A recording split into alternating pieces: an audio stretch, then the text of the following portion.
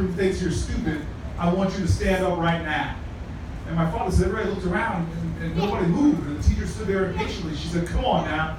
You think you're dumb? You think you're stupid? Stand up. And my father looked around. Nobody was moving, but the teacher was standing there staring at the boys and girls. And he says he pushed his chair back and stood up tall. And the teacher looks at him and says, Mr. Booker Boy, what's wrong with you? You think you're dumb? You think you're stupid? And my father said, he scratched his head and said, well, shucks, ma'am, I don't think I'm stupid, but I didn't want you to be the only one standing. This is what my father said, which you all already know, is that, as King said, change does not roll in on the wheels of inevitability. Nothing that we have gained in terms of justice, of expanded opportunity, of hope has ever happened because it just happened. It wasn't like a bunch of men down in Washington were thinking to themselves, you know, it's about time women have the right to vote in this country. Let's just go ahead and give it to them. No. It took sacrifice, and struggle, it took activism.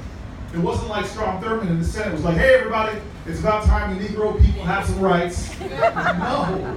It took activism and effort and fight.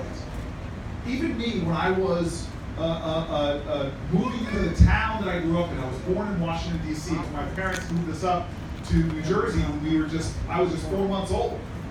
And they kept getting turned away, house after house after house. And they were getting turned away because of the color of their skin. They weren't showing black families homes in northern New Jersey. My parents found this great group of folk that looked a lot like the folk in this room. Folks from all different backgrounds, folks who were young and folks who were younger, folks who were black, white, Christian, Jewish, and formed this small group called the Fair Housing Council. These lawyers, young lawyers, got involved and set up a sting operation. Every time my parents would go look at a home, they would be told to sold, the white couple would come right behind them. And they would find out the house was still for sale. And so my parents fell in love with this house, the one I grew up in. They were told it was sold. The white couple came, found out the house was still for sale. Papers were drawn up after a bid was made. It was accepted. Papers drawn up. Day of the closing, the white couple didn't show up. My dad did, and a volunteer lawyer. And my dad and the lawyer would walk in, confront the real estate agent. This is a true story. The real estate agent didn't capitulate. He got up so angrily, he punched my dad's lawyer in the face and sicked the dog on my father. And I'm going to tell you right now, every time my dad would tell the story, the dog would get bigger. Eventually it was like, son, I had to fight a pack of wolves to get you in this house. You better appreciate what you have, boy.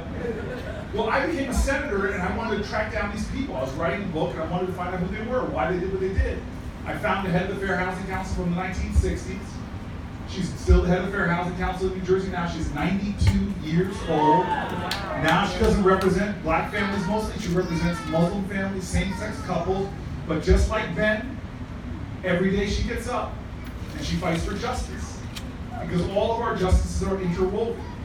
As the great James Baldwin wrote when Angela Davis was arrested, he said, yep, if they come for you in the morning, they're going to come for me at night.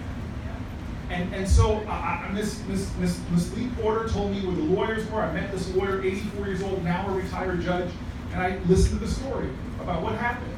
He confirmed that it was not a pack of wolves, it was just a dog. But this is what he told me when I asked him why did he do what he did. And he said, I remember the day I made the decision. And I go, what was the day? He goes, it was a Monday. I go, how do you remember it was Monday? Because that Sunday I was watching TV.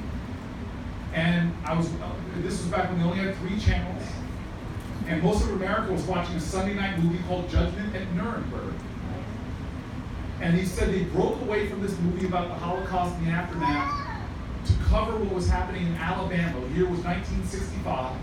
And he said he was shocked to see these marchers who had started in Selma, 600 of them, trying to get to Montgomery. And they got stopped on this bridge called the Edmund Pettus Bridge.